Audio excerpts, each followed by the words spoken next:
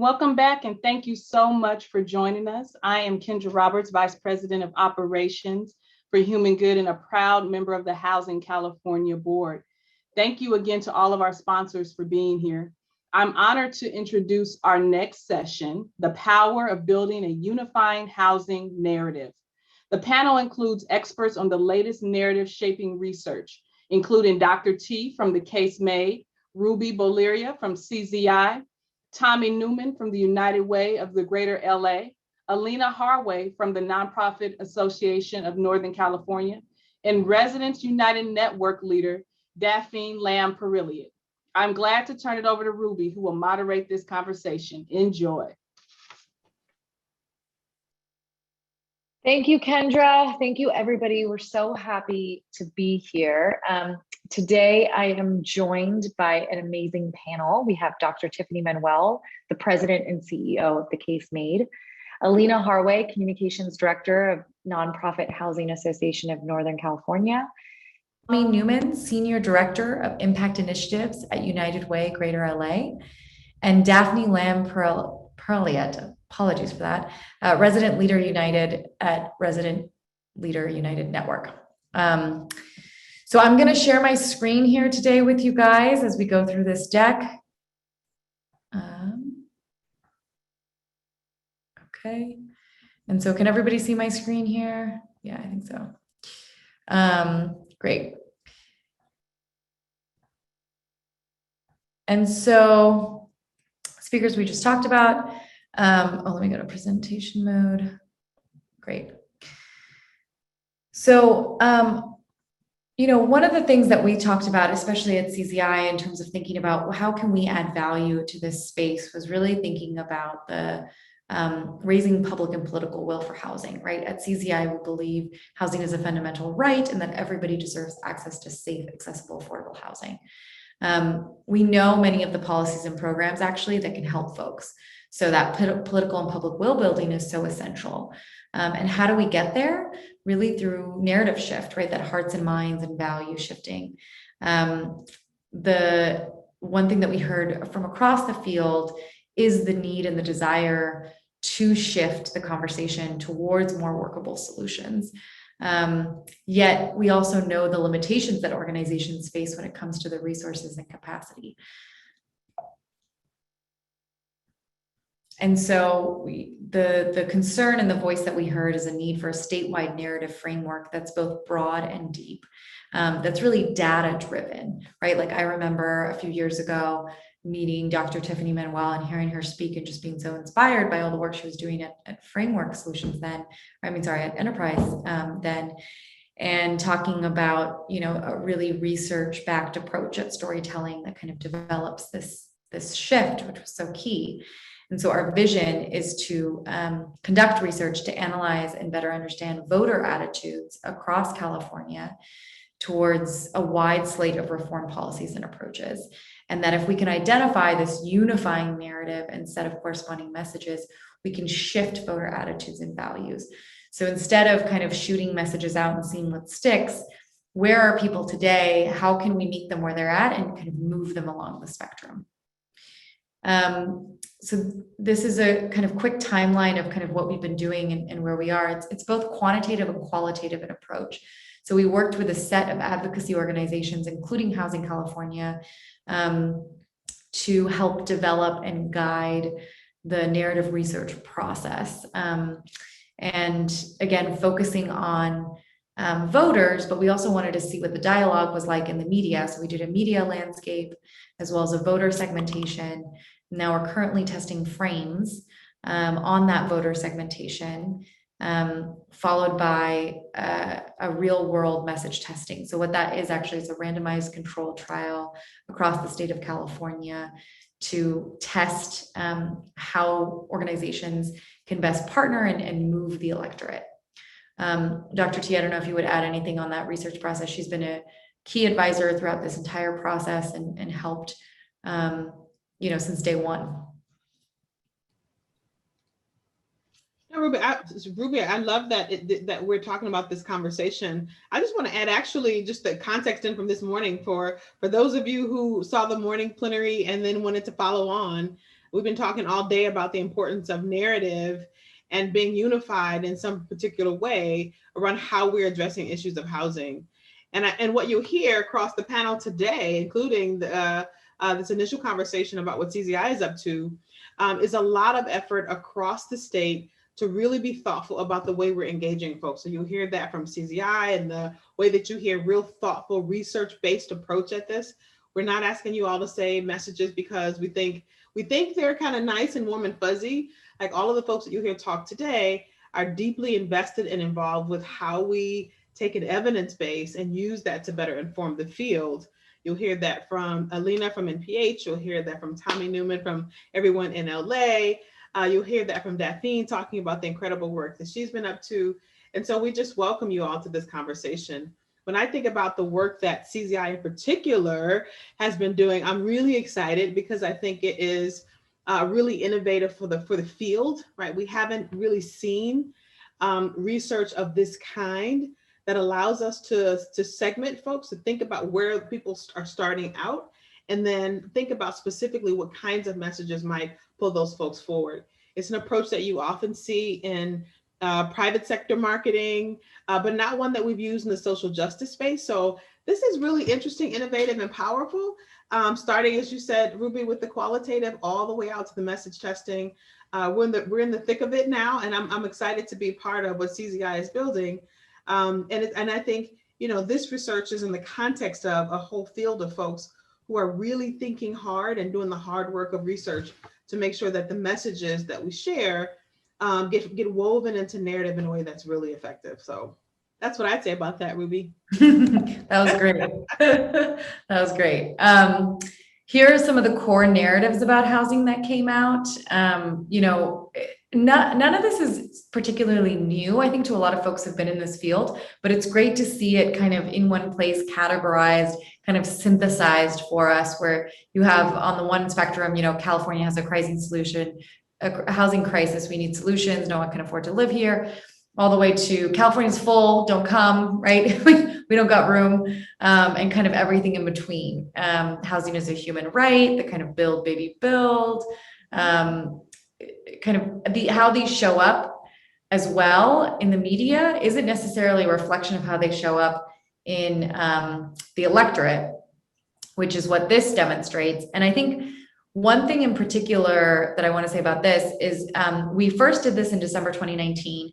And this was how the segments across California broke up, right? You've got 28% of the California electorate who is this rugged individualist who believes, in the pull yourself up by your bootstraps, housing's not a human right, you got to earn it. All the way to the other side of the spectrum, which are the equity enthusiasts, right? 17% made up of the equity enthusiasts, which is much more of our base, right? Housing's a basic human right. Everyone should be able to achieve this, rising tide lifts all boats, that kind of mentality that I bet are a lot of the folks in the room today. And then what was interesting is that after George Floyd's murder, after the pandemic, October 2020, fast forward a year later, and the segments changed. It was really interesting to see that shift, that, for example, rugged individuals remained relatively the same, a couple percentage points up, but equity enthusiasts jumped a lot, right? Jumped almost 10 percentage points to 27%. And so I think there's something to be said about this moment that we're in. But Dr. T, I want to also let you chime in too on this segmentation. Yeah, and I want to just make sure that people also realize the slide before and the protagonist work that came out of a social listening process, which was listening around social media, around newspapers, around Facebook and around Twitter and all the ways that people are communicating about housing, to try and figure out whether or not there were clear kind of buckets where you could hear folks talking about and categorize in particular ways. That was, I think, one of our first attempts to sort of segment the audience, to figure out, like, are there really these kind of very distinct groups of folks who come at housing in a very distinct way? And so that was the initial attempt, and it mapped on really well to the subsequent part of what you just talked about, the quantitative research that CZI in-house has been working on, to talk about, like, can we name those segments and then measure them across the state? So a couple of things I think that makes this really powerful is the sort of representation across the state. So we're measuring actual populations who seem to embody these mindsets. So it's not just that these are kind of just kind of what do you call it, avatars, right, of different groups that we got out of the social listening process. This is now measuring, right, based on a really thoughtful interview guide or survey guide to figure out whether you could also group them quantitatively. And so as Ruby just walked through that, the ability to say, yep, about 20% or, of the state's, population would fit into this category of American dreamers. They think like this. They, generally speaking, come to housing with a very particular kind of mindset. And about 27%, a growing percentage. Ruby pointed out part of that may be because of what happened with George Floyd last year, but it seems to be in this particular moment, there's a growing number of folks who are counted among the equity enthusiasts who really are actively saying, hey folks, housing should be a basic right. Like this is not, it's not a privilege, right? It's not a thing that you get because you have a job that pays you a certain amount of money. It should be because you are a human being. That's really encouraging for us. And I think a part of the research is to figure out, can we pull on that thread? Can we pull it forward even more at this moment to get more out of that? And I would say, as we're gonna listen to just a second, and Lena's gonna talk about the work at MPH. I've been involved in that research as well as some other organizations. And I know with Tommy in just a second, all of us are trying to figure out, we know that we're talking often across the state of California to folks who have different kinds of mindsets or come to housing in particular ways. Can we pull those folks forward in a particular way that's really helpful? And so I just, this is really exciting to see. And I'd say one more thing about this, in particular research for CZI, because this is measured across the state's population and get some general kind of population metrics. The intention for CZI is to do this long term. So the ability to measure over periods of time, whether we're making progress or not, right? If we work hard at this year, really work on this narrative as hard as we can, what we would expect to see are people moving on the spectrum, right, down, more in terms of equity, more in terms of, some of the places where we think can be helpful. If we're starting to see this move in the opposite direction, right, then we have to sort of step back and say, okay, what is it, right, that we need to bring? We need more firepower, right, more narrative power in our conversation. So I just think this is an incredible ability, not just for us to be able to think about the various groups and how we segment the population and think about how people are coming to housing, but how we measure change over time. That is huge, a huge investment and contribution that CZI is making, and I'm excited to be a part of that process. Great. So I stopped sharing my screen because we're going to actually do, I'm going to go back to sharing my screen because up next, just make sure. Okay, great. Sorry, as you can tell, I'm not usually the tech person. Up next, we have Daphine, who's going to speak to us about her work in narrative space. Okay, good afternoon, everyone. And it's a pleasure and a joy to be a part of this whole curation of the advocacy and how important it is to unify the narrative, that we are all unifying the narrative to make this space where we can be productive and making a change. Of course, as they said, my name is Daphine, and I am a strong advocate that housing is a human right. We know that the dominant narrative, as you can see on my slide, is, we have this large mass of unhoused and suffering from being unhoused. And it's important that we transform the narrative so that we can envision and we can have homes for everyone. As you can see on the other side of my slide, where you see young people that are thriving, and in the background, it looks as though they have housing, affordable housing where they can be and they can thrive as a community.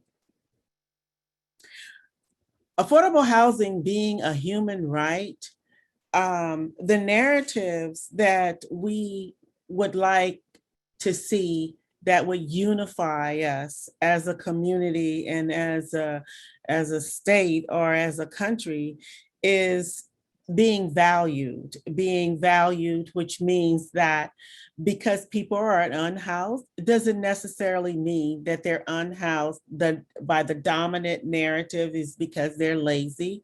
They if they would just pull themselves up by their bootstraps, that they would be able to provide housing.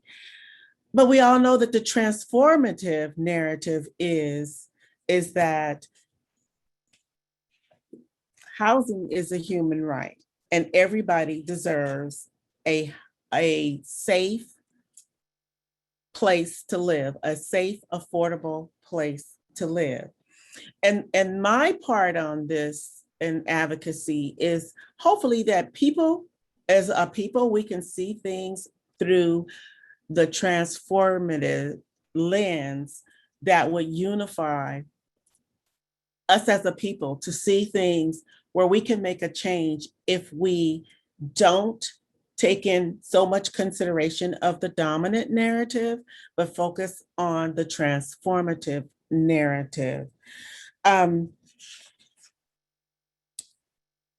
Being involved in this advocacy, and I'm involved in various groups. I'm on the Measure A1 committee for Alameda County. I'm a board member of EBO Housing Organization, East Bay Housing Organization, and I'm involved with Residents United Network. And that's just a few, but a host of other things. And, and being involved in the community, I have experienced and learned that it's really, really important to be able to transfer the positive and the transformative narrative to make all of this advocacy work from a positive perspective.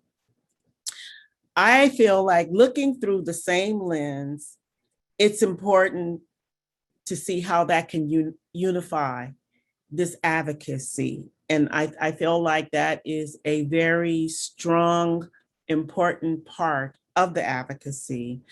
And it is to just reach out and utilize, what it means to have housing justice in a positive way. And this slide right here, it shows what it looks like to flourish. Just the land itself. There's nothing on it, but you can see that it's green and it's flourishing, and and it means that it's possible. Our landscape is possible for all of this to be transformed into a positive narrative, and this is the result. James Baldwin, in his his sharing and the wonderful person that he was as far as, an author and an advocate, he says the world changes according to the way we see it. And if we alter even but a millimeter the way people look at reality, then you can change it. And, I truly believe that. I believe that if we can see things through a positive, transformative lens, that we can make our communities flourish, we can make our states flourish, we can make our civilization of people where we live, it can flourish and be positive. And I guess that's all I have to say for today, but I am going to pass it back to Dr. Tiffany Manuel. And hopefully, this has been, and my insight that I've shared will make an impact on how we see this transformative narrative. Thank you.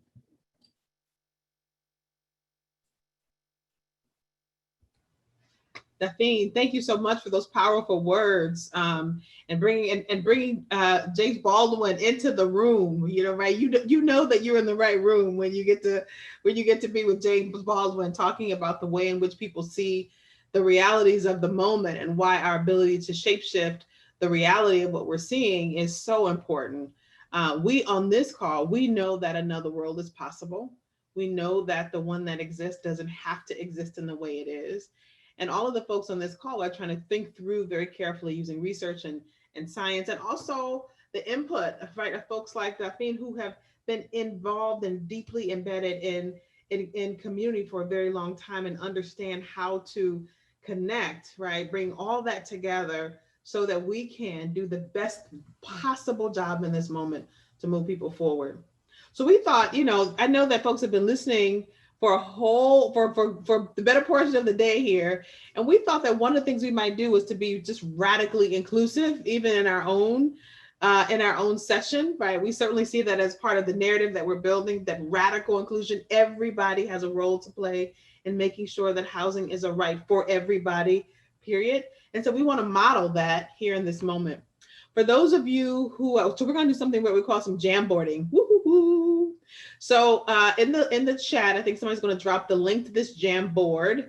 And what we're going to ask you to do is just talk about, from the vantage point of the work that you do, how a unifying narrative on housing affordability could help your organization. Like, we want people to really think about that and put something in that would help us to understand how that might help us to advance the field. So if you look at the left part of your screen, if you go to that link, there are some little sticky notes and things that allow you to write on the sticky notes and put something in there. Let's all bring something to the table. This is your opportunity to make that contribution. This is your call to action on this particular call, and your contribution to our collective conversation, at least initially. What do you get out of it? What's the importance of it? Like, let's just get really clear about why we're so excited, about why we think this conversation about a unifying narrative is of value, and why all this kind of sort of research and being very thoughtful and intentional about what we're talking about actually matters. I'm gonna also do the same, and I encourage you and invite you to do that right now. I'll give you just a second to do that, and we'll start to read through some of them.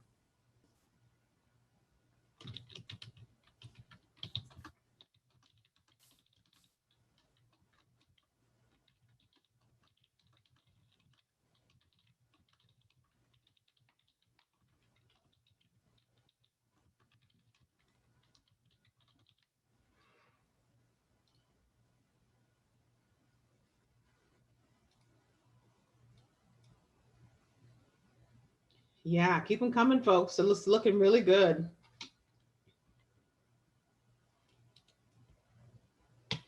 Yeah. Someone said, to change our local perception of homelessness. Yeah. Homelessness is about all of us, not about some of us. And that was part of the conversation that Heather McGee had this morning. So I'm so glad she got a chance to present. It's about all of us, right? It's about the sum of us working together. Less opposition from city councils, right? Could be greatly improved, greater collaborative power, more persuasively mobilizing the constituencies we need to win, the policy reforms we seek to achieve, a wider pool of people to activate, helps us tell the story of the impact of the work that we're doing. Yes. A lot of organizations on this call are doing fantastic work. And we need folks to understand how powerful that work is, but that we need more people coming to the table to support it and to give it scale. Greater neighborhood support for affordable housing, advocacy and engagement with community, citizens, and people, starting from a consensus about what we're moving to, not just from, oh yes, giving voice and power to those most impacted. I love it. Y'all on a roll here. Y'all on a roll here. The strength of a unified voice would overpower some of the NIMBY opposition. Love that. More votes in support of the work that we do. Helping, this is really important. Somebody says helping vulnerable populations to have a home.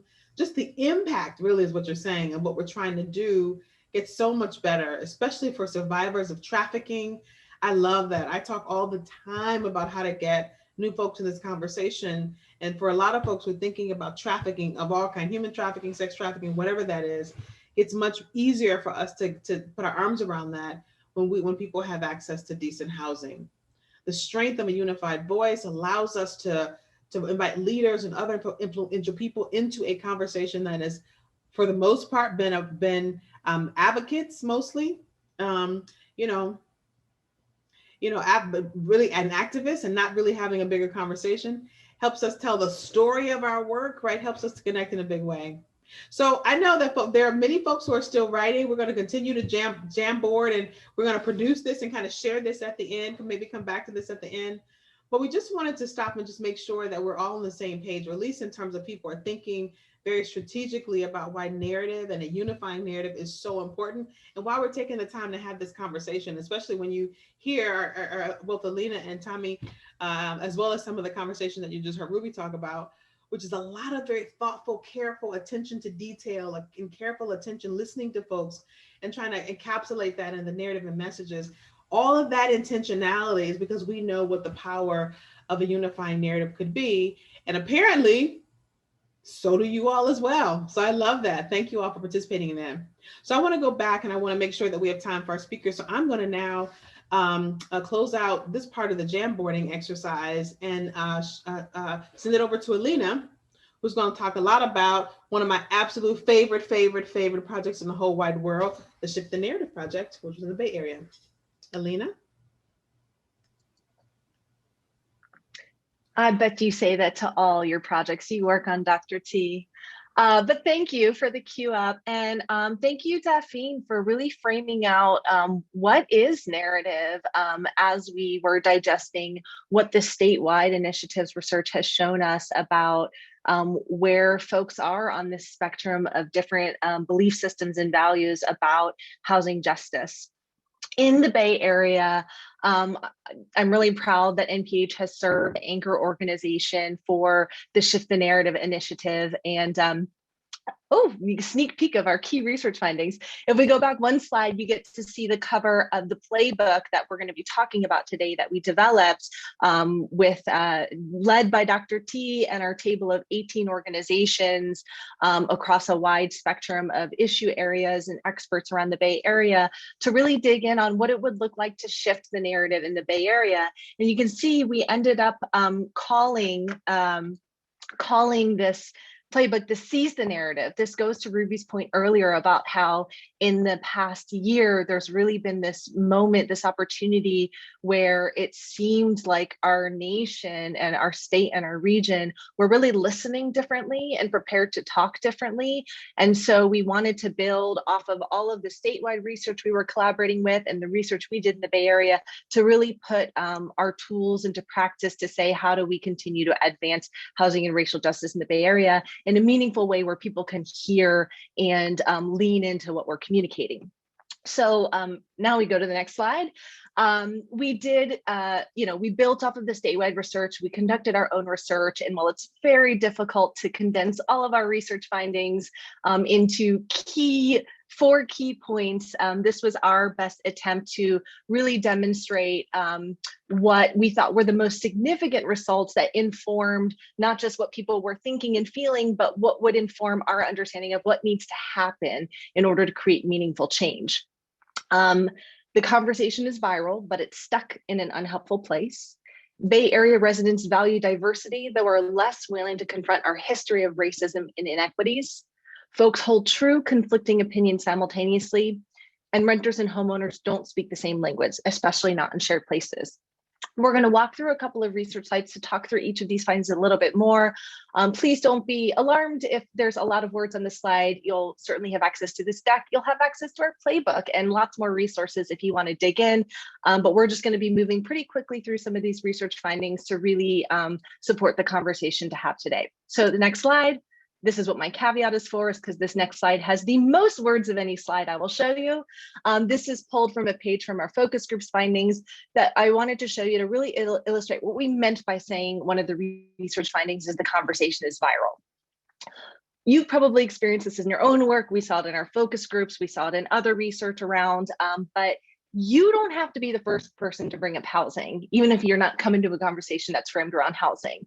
When you talk about the Bay Area for our region, or when you're talking about the state of California, for those of us who are walking more broadly, probably at this, unfortunately, anywhere in the nation, when you're talking about what people are experiencing today, particularly around COVID, housing comes up on its own. What we found, though, is that it doesn't stay in housing. Housing is not viewed as a silo. People see the connection between housing and all of these other issue areas. But right now, what we saw was that it was being negatively disrupted by other issues. As people started to talk about housing, they started to talk about drugs and crime. As they were talking about housing in the Bay Area, they moved over to talk about the high wages and compensation and how this was just a natural result. They weren't talking about not everyone having high wages and compensation. They're talking about traffic and congestion. They were talking about housing connected to all of these negative issues.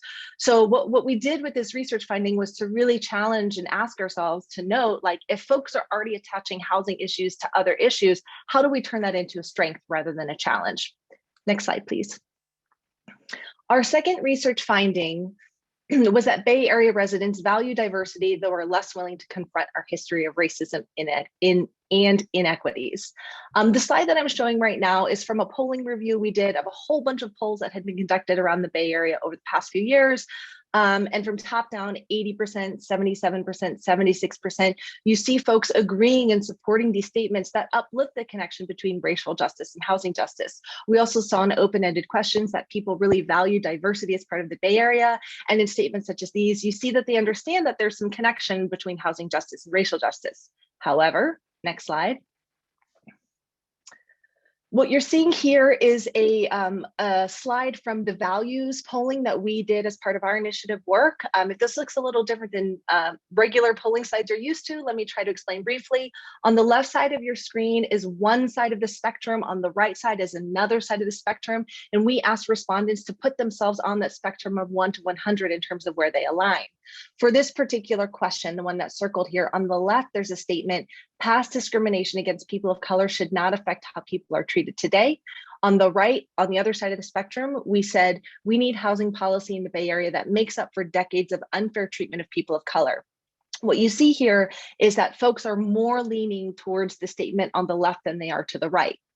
Now, what polling does is it tells us where people are. It certainly doesn't indicate where we want them to be, nor does it suggest where we expect that they will stay. Part of our work is to move them in the direction we want to move them, which is to that statement on the right, in order for us to make progress. But knowing that this is where people are today, our research takeaway from this was that a way to open that conversation was to focus on how current policy outcomes could have an impact on what they saw as an issue of today, as we open up the conversation to really address and take on our history in order to truly make change.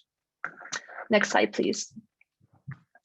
Our third key research finding was that folks hold true conflicting opinions simultaneously. Now, this manifested in so many shapes, sizes, and forms in lots of different research questions and conversations and focus groups. The slide here is just to illustrate one of those that you can see on the left. Folks are concerned about housing, deeply concerned, but then on the right, that support dramatically diminishes when you point to a specific policy. What we think about when we see this is recognizing that there is a strong basis for consensus to start conversations around, to lean into solutions-oriented conversations. We know that we can start talking about concern, but we need to be aware that that concern doesn't always translate into specific policy support. Our research showed that sometimes the way solutions are presented triggers that individualism value that Ruby and Dr. T were talking about earlier from the statewide research. And that was put in contrast with the community support values. Sometimes this was happening owing to misinformation or confusion, terminology, technical language. Sometimes this is owing to distrusting government. Sometimes this is something else altogether, and sometimes it's all of the above. But our research takeaway here was that we really had to identify what we could communicate that could help audiences lean into their own existing values that align with our goals to build a future towards building a future that works for everyone, rather than trying to persuade them away from a value that they also hold simultaneously. Next slide, please. Our last key research finding is that renters and homeowners don't speak the same language.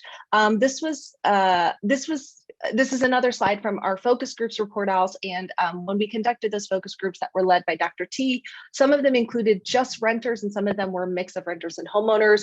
It's probably not as surprising to any of you to learn that renters started to shut down in those shared spaces, as power dynamics often result in. But what was surprising to us was how the renters began rationalizing their own experiences and began agreeing that homeowners deserved more benefits and financial support because they held a greater burden. And so our takeaway from this was that we needed to really demonstrate the shared community experience, not have this be renters versus homeowners, but that we're all community members. And yet we also recognize sometimes you need to have separate spaces for the conversation so you can get those unfiltered responses. Next slide.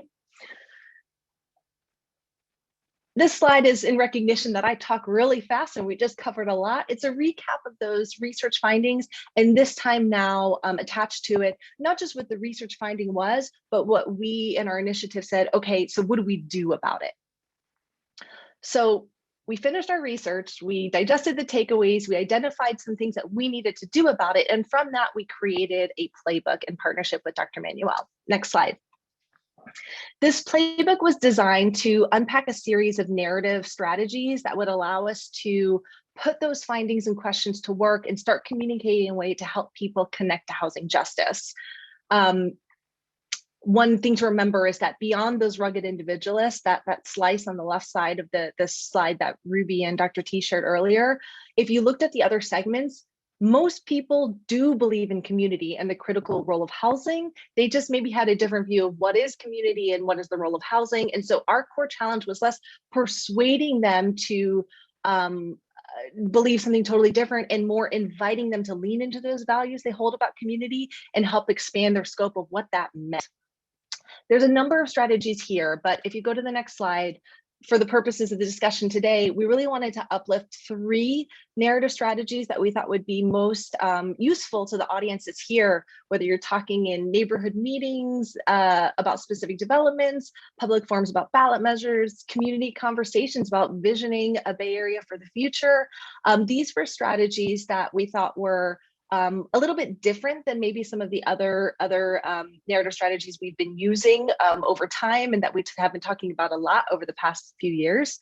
They all have specific sample language. If you want to dig into more of these, they all have sample language, and that sees the narrative playbook. But I want to briefly review how these work, since sample messaging can only go so far. If we go to the next slide, I've kind of combined 2 of the narrative strategies into one, attach and amplify.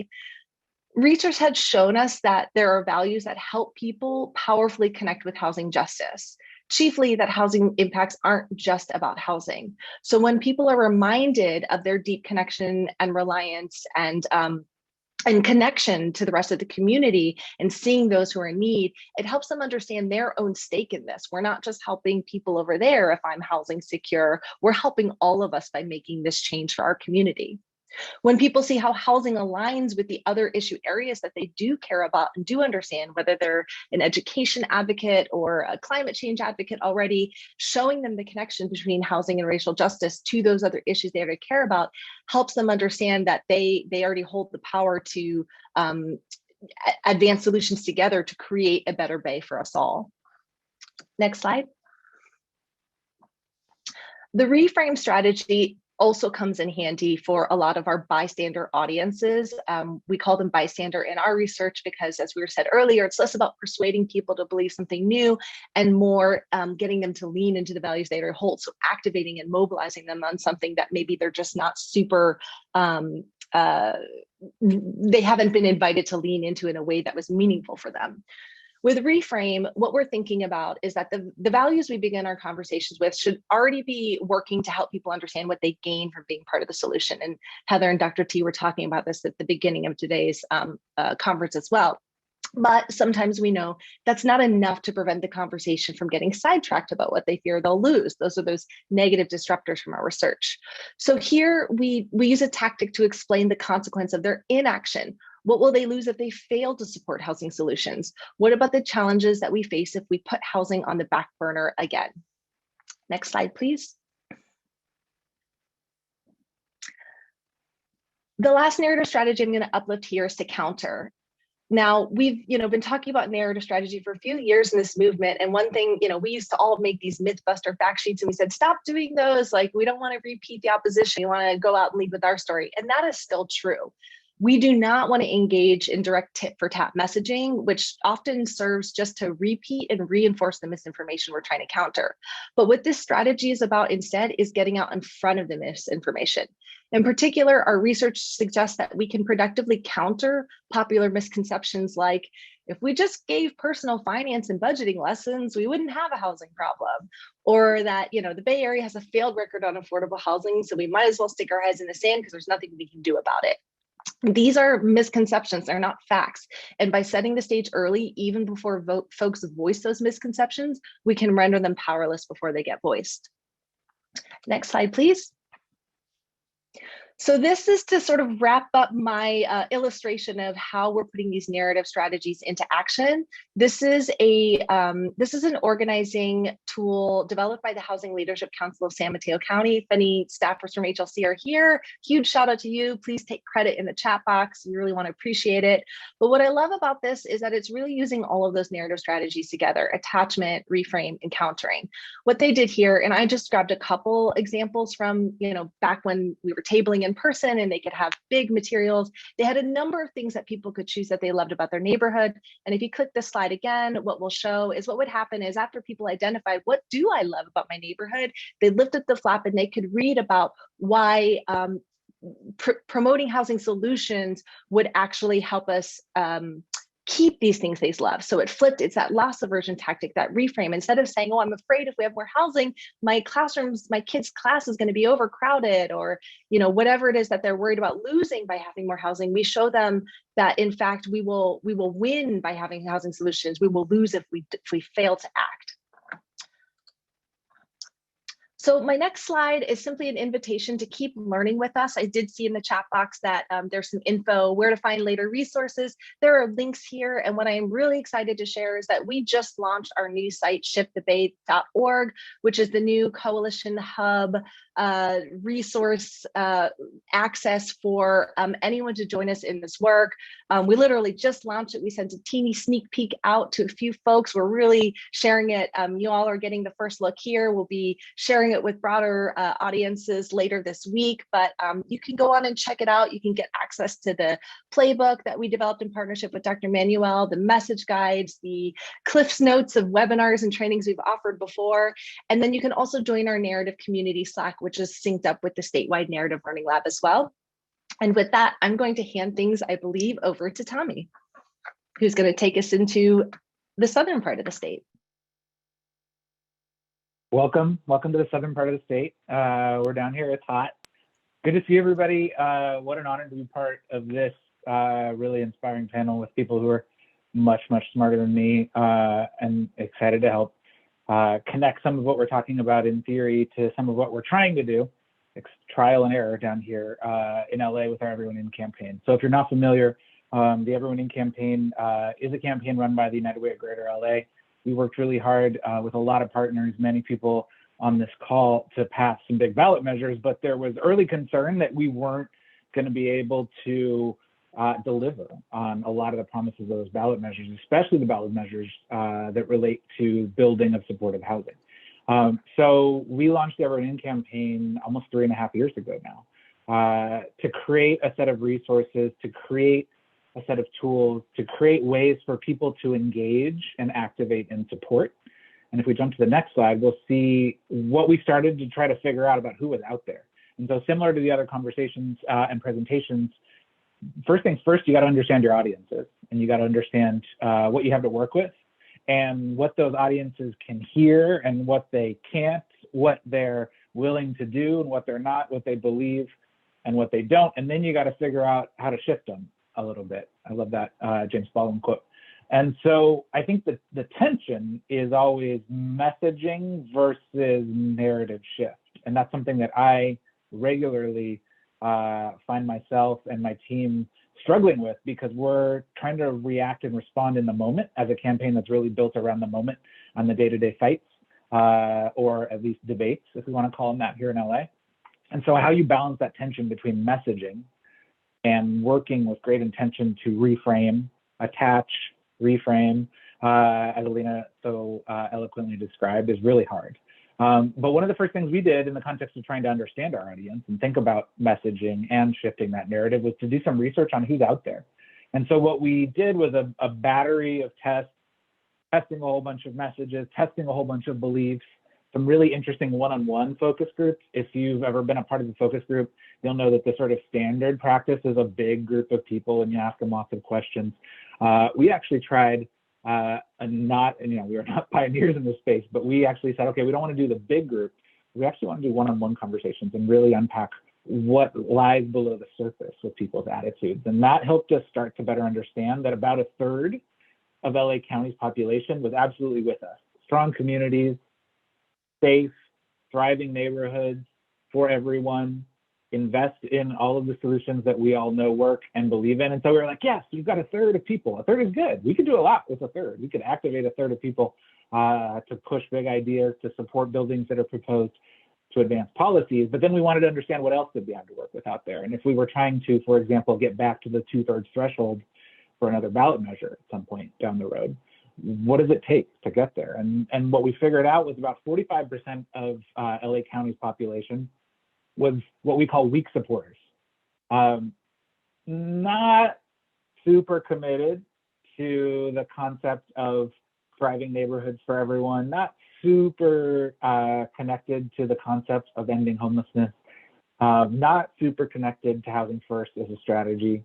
But like maybe if you pitch it to them the right way, they hear it, they see it, and you can move them. And then about 25% plus or minus, no interest, not aligned in any way, not going to move based on our vision. And so we sort of knew what we were looking at. And then the question was, okay, are we designing a campaign for the strong supporters? Are we designing a campaign for the weak supporters? Are we designing a campaign for both? How do we speak to both? Can we speak to both?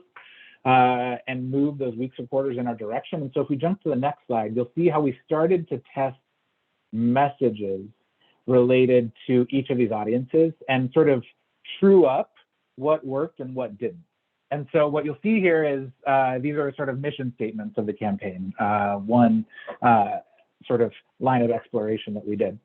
And so you'll see strong supporters is the left column, 99 at the top.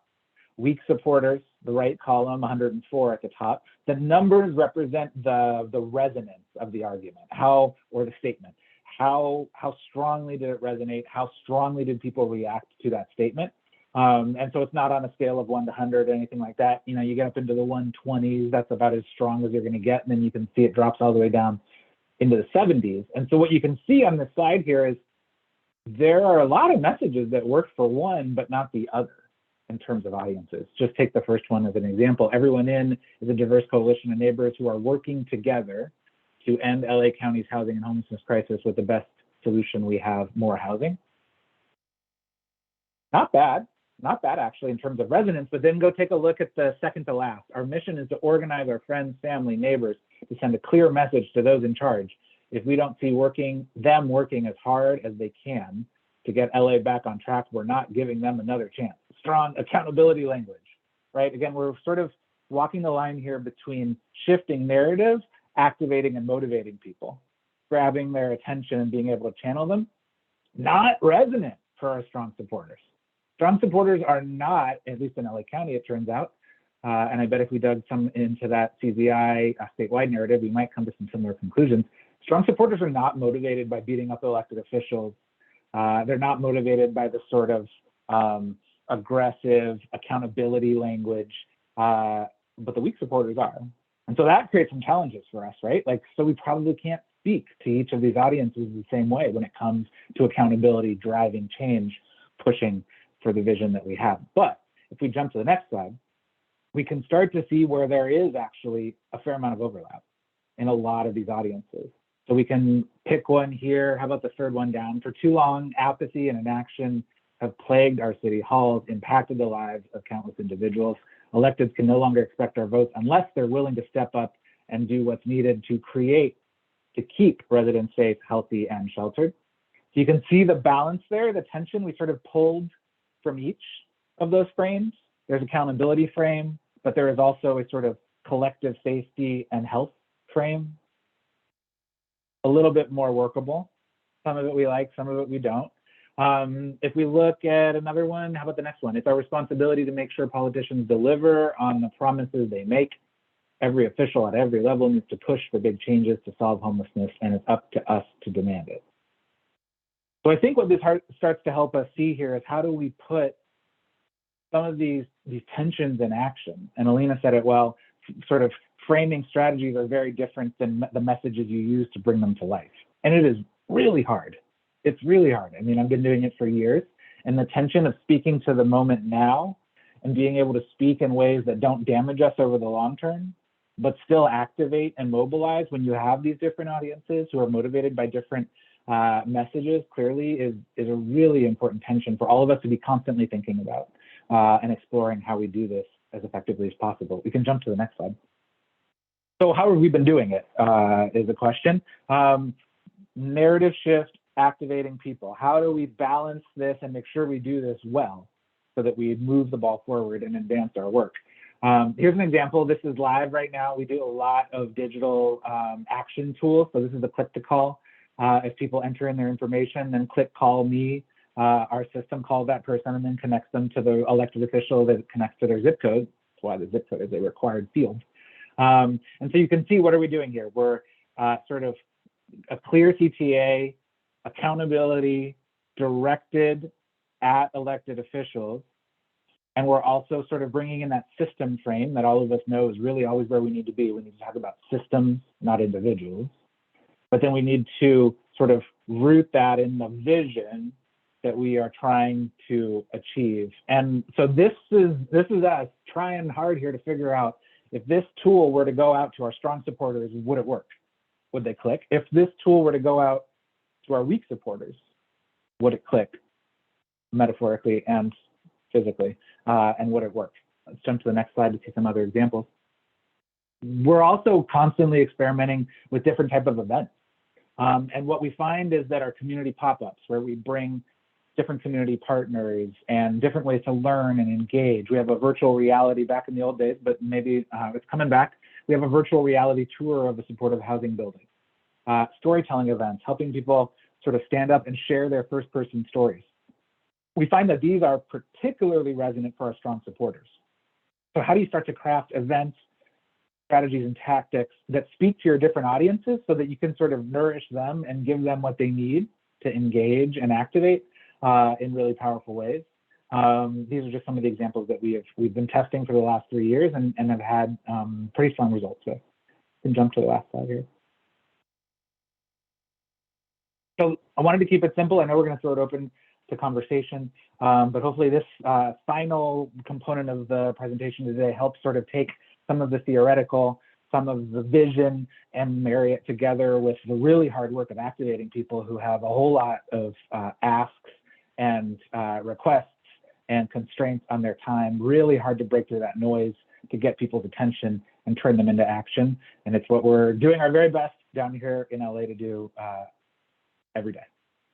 Back to you, Dr. T or Ruby. I feel like I've lost track of who's in charge of this. Yes, thank you so much to all of our amazing speakers. I don't know about you guys, but that was just a ton of knowledge that got dropped on all of us, and so much insight and wisdom. And I feel like there's probably a ton of questions. But Dr. T, wanted to see also, because what's great about this too is that everybody works with Dr. T. she's got a good bird's eye view. So just wanted to see also if you had any kind of closing or pull it together thoughts before we kind of go to Q&A. No, I'm always worried that Dr. T is gonna like come down on me like a hammer, be like, Tommy, don't do that. Don't do that. No, man, this is awesome. Yeah, so no, I don't have any particular questions. I would love to get our questions from the audience. I want to, in the spirit of being like radically inclusive, get as many questions and a good conversation going. Why don't we invite Alina and Daphne back into the visual part of this presentation, and then let's get started. I think there are a set of questions coming in the Q&A. Some of you may have some in the chat. Let's get started, folks. This is your opportunity to have some real conversation with folks who are working hard on these issues every day. Mm-hmm. Well, folks start churning out some thoughts. I'll just kind of kick it off with one to the group.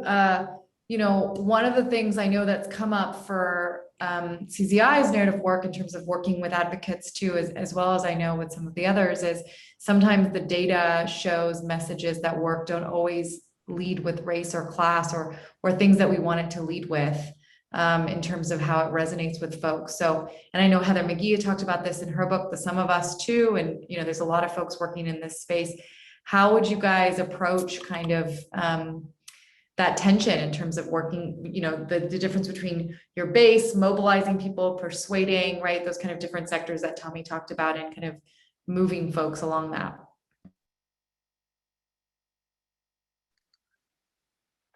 I'll jump.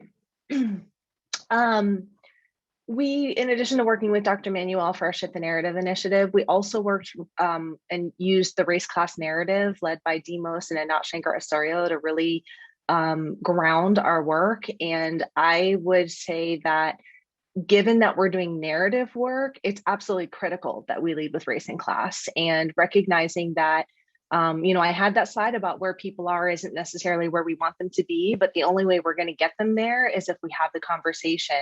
And there was a fascinating article in the New York Times a few weeks ago. After I finish answering this question, I'm going to go Google it and drop it in the chat box for folks. But it was really positioning this, you know, what looked to be conflicting research about, you know, is this helping the conversation? Is it fracturing the conversation? And Anat was interviewed for this, and basically she said, hey, look, if you're looking at this strictly from a messaging standpoint, and we're letting the Republican narrative of, you know, the welfare queen narrative introduced in the 80s, the immigrants coming to take your job, like all of these harmful narratives that have been seeded so deeply and have become so dominant. If we're just looking at a messaging standpoint within that narrative frame, as Daphne presented this morning, this idea of what you're looking through, you have to shift what they're looking through before those messages will resonate. We have to look at our messaging work as part of that long-term narrative. We have to talk about race and class. We have to talk about how it is central to the work that we do and what has happened historically, and how we can uplift racial justice through this work. And I'm going to find that link and let Anat Shankar and others say it better than I can here. Okay, I just wanted to jump in and pretty much, you know, interject that, you know, the systemic racism that is part of this advocacy that we are challenged with, you know, I mean, that's where the housing justice piece come in, because of the systemic racism. You know, we have to advocate strongly for housing justice, which includes African Americans and people of color. So it's driven by how we are able to accomplish what we need to do in this advocacy for the advocacy for affordable housing and housing being a right for all. I would just add an example from here in LA. United Way was really proud to help push forward Measure J, which is a countywide charter amendment to shift dollars into investment in communities through a racial justice lens and take dollars out of our carceral systems locally. And so we tested, you know, everything under the sun, and the political campaign should never be confused with narrative change. But as we were sort of exploring the sort of more race neutral frames around investing in under-resourced communities, making sure that communities received the investment they deserve versus a much more forward frame, the race forward frame consistently pulled 10 points higher because it was clear, because it was honest, because it was reflective of people's experiences and the way that system is rigged against so many people of color. And so, you know, I think I hope Alina finds that article if she hasn't already shared it, because I think it does an excellent job of pointing out why it shouldn't even be a question. It's actually a more effective way to communicate about what people are feeling every day. Yeah, I'll jump in there. Perfectly said. And I just want to replay the comment that Heather sort of made this morning in our session. We were talking about this issue, and I loved her response. My response is usually different, but I appreciate her response, which is that, you know, the question about whether or not to have this conversation is a moot question in some respects, because race is already on the table. You don't have to put it there, right? It's already on the table. But whether it comes out of your mouth or not, right? It's certainly the way that people think about these issues. And so, you know, us being able to name it actually gives us the power to shape how people think about it. The other thing is, I think, you know, in terms of this, you know, this issue, it's not so much that people are not willing to hear us on issues of race.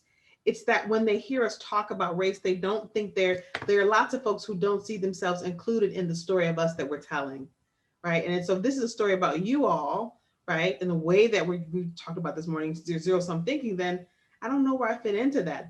That's really the crux. So if you can tell that story, Race Cost Narrative does a good job of that. I think a lot of folks are starting to understand like what it means to open up that conversation where people can see themselves in it, no matter who you are, no matter where you come from. Like the America that we're building, the America that we're becoming includes you, right? And as long as we are talking about race in the context of that larger story of who we are, so that everybody sees themselves thriving as part of it, you can get a lot of people to lean forward. And I think, Tommy, that's exactly a part of the findings that you're talking about there. Like when you open that story up, oh, wait a minute. Okay, I'm in this story and I'm thriving too. Okay, all right, right. And that, I think, addresses some of the zero-sum thinking that we were talking about this morning. So a great way to kick off our conversation here, right? Right. Delphine, I think you have a question, or you have your hand raised. Yes, I wanted to interject on, you know, the part of it that we have to have is the conversation. The conversation has to start. And generally, conversation starts around a person's story. Mm-hmm. When a person starts saying who they are, what journey they've traveled, and we're talking about the position of advocacy here, right? And turning that narrative, that dominant narrative, into a transformative narrative, right? This is what we're talking about, in addition to how it affects people of color, right? But we have to have that conversation. And once we have that conversation, it will open up the doors. And I think that's how we draw people, because once they see, like, I think Tommy was saying, or Dr. Manuel, you were saying, you know, yeah, that part of their story, I'm in that, you know, I'm a chapter or I'm a page of that story. People can relate. And once we have that conversation and that storytelling and the conversation, and that's what one of the really powerful tools that we use in Residents United Network is people who have traveled the challenges and the journey to tell their stories to our legislation, on our lobby days.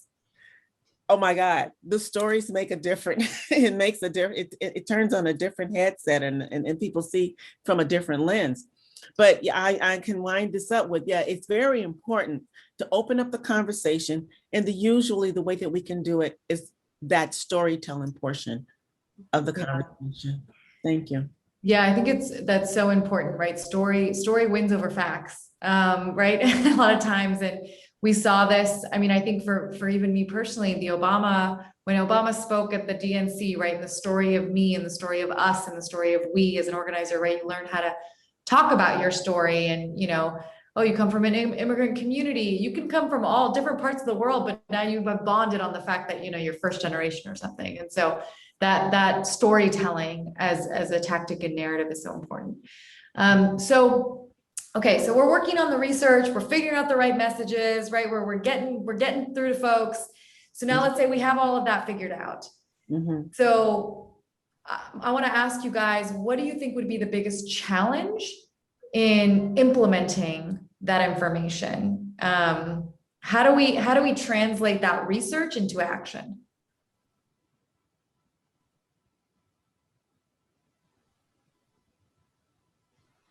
Yeah, and can I add on to that while y'all are thinking?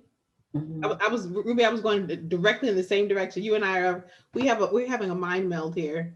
I was thinking about that very issue, which is, you know, and really this goes back to what Tommy was saying with the difference between sort of messaging and narrative and being really present to that.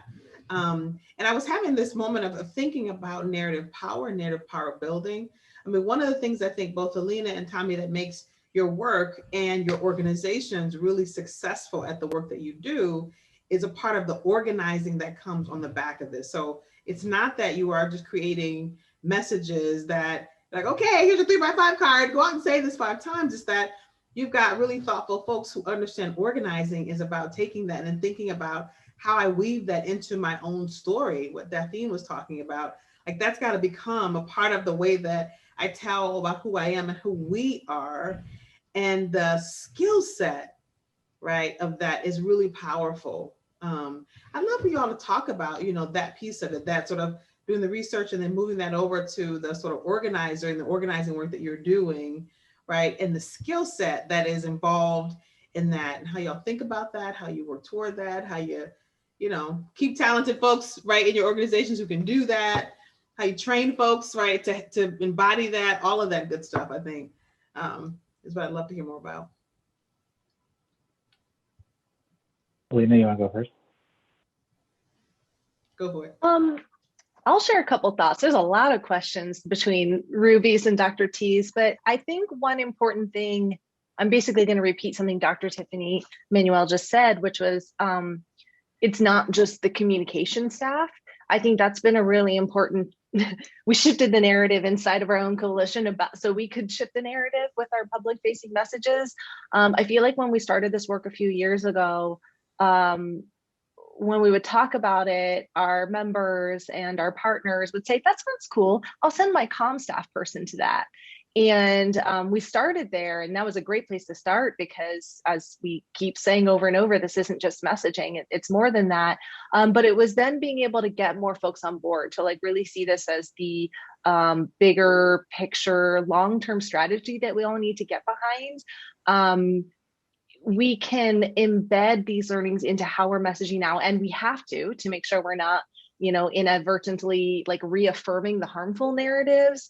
But this takes time. And so we have to have everybody in consensus that this is something we can train our folks on, that we can commit to, that we can see the power of unifying together instead of trying to like jockey for like, well, I'm going to carve out my niche space over here and, you know, say something different to look different. I think that's a really important part of the work and something I've been, you know, through my particular lens, like really seeing the signs of us moving more into this movement, because we've been partnering in coalition for many years, but I feel like the movement piece of this, like what we've been building towards, is so much bigger and so much more powerful because of it. And I'm grateful for it. I don't know how many folks at this particular workshop aren't communication staff, but thank you for being here and continue to spread the word to your other non-comms professional allies. Yeah, I agree with that. I mean, I would say 2 things. One, we have to figure out how to enlist more messengers in this work. And I've had campaigns and projects where it just took off. Measure J was one of those. But I would say that it's, for some reason, it's especially hard in the housing space to get people who have nothing to do with housing to speak in these frames, to speak with these values, to speak with this vision. Like, I will say that it is the thing where we have consistently fallen short on everyone in, and we are in LA, entertainment capital of the world, couldn't get a celebrity to talk about this stuff to save our lives, can't get most people out of the like civic conversation to talk about it or engage with it. We can, and it's like on our list of like strategic goals, and every quarter we're digging into it and we're like, how are we going to finally get these influencers? How are we going to finally bust out of our box and get others to tell this story? And so I'd say that we have a lot of work to do on that front. So that's still within the communications bucket. That's not even getting into the events, organizing, follow-up. We're not even there yet. So I'd say that point 1. And if anybody on the call has brilliant ideas for how we continue to expand this conversation, please.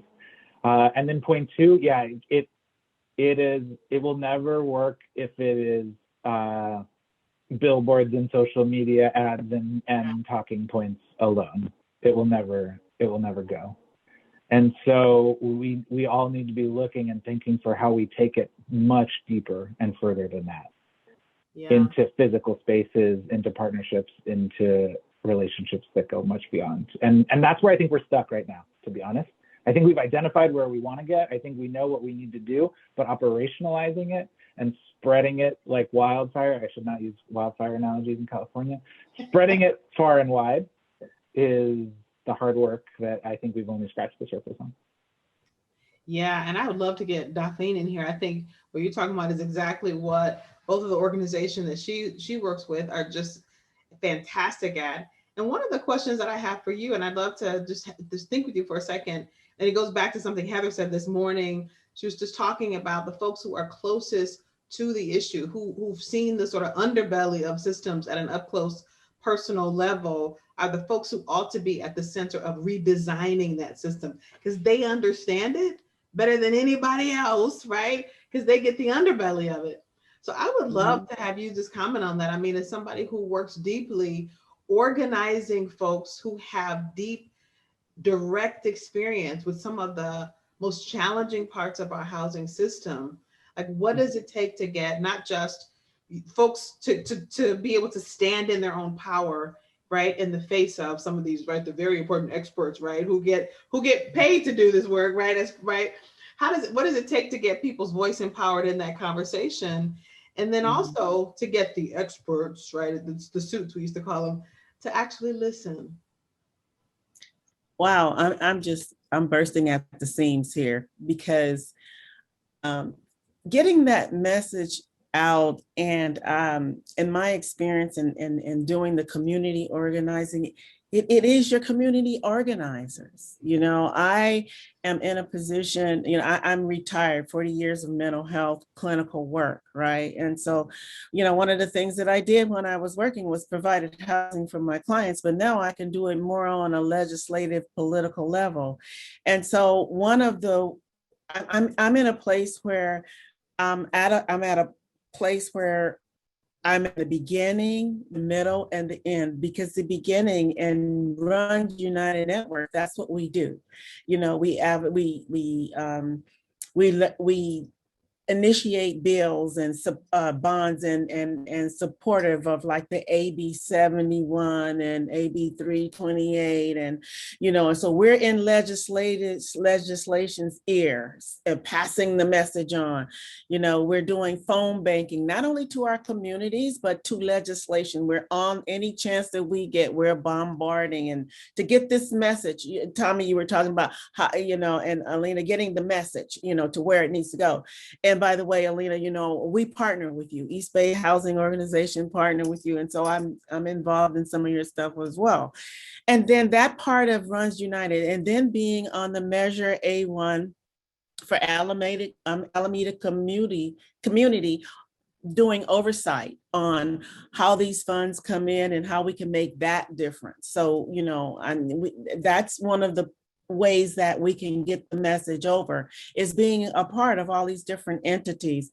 And then of course, being a part of East Bay Housing Organization on their board, what we do is we make sure that the developers in our community and the different measures that we have going on within our community, where public land is used where it needs to be, we have rallies and to get the message over. We're still talking about how we're going to move that messages, you know, the rallies and the community organizers and how we all work together and all these different entities that I'm in. And I think that as we get the community involved in the different entities that I'm in, then that message, it does go forth more powerful. I don't know if I'm making sense to all of this, but you know, that's what we're talking about. How community organizers, those are the people who will play a really big role in and getting the message over, and because those are people who have traveled the roads and done the work, and they're all volunteer people.